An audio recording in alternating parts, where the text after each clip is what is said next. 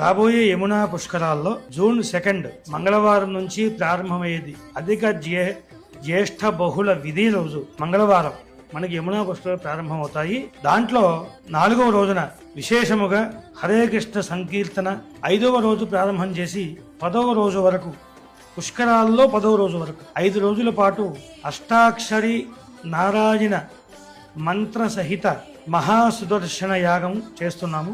మరునాడు అహోరాత్ర అఖండ విష్ణు సహస్రనామ పారాయణము, లోక కళ్యాణార్థము, అలాగే సుదర్శనాయ విద్మహే మహాజ్వాలాయ ధీమహి తన్నశ్చక్ర ప్రచోదయాతు.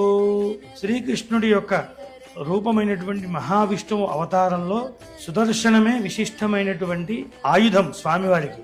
అవతార రాక్షసుల్ని సంహరించాలి అన్నప్పుడు ఆయన చేతిలో ఉండేటువంటి సుదర్శనాన్ని వదిలితే ఆ సుదర్శనం వెళ్లి వారు చెప్పినటువంటి పని పూర్తి చేసుకుని వస్తుంది. ఎవరు ఈ సుదర్శనుడు? చక్ర స్వరూపం, జ్వాలా స్వరూపం. ఆ సుదర్శనుడి యొక్క స్మరణ చేస్తే ఏమవుతుందండి అంటే సకల గ్రహ బాధలు తొలగిపోతాయి. ముందు మనం తెలిసి తెలియక చేసినటువంటి పాపములు దగ్ధమైపోతాయి. అలాగే ఈ సుదర్శన యాగం చేస్తే రుణ బాధలు తొలగుతాయి. అనేక ఆర్థిక పరమైనటువంటి కష్టాలన్నీ తొలగిస్తాడు. శత్రు బాధల్ని నివారణ చేస్తాడు.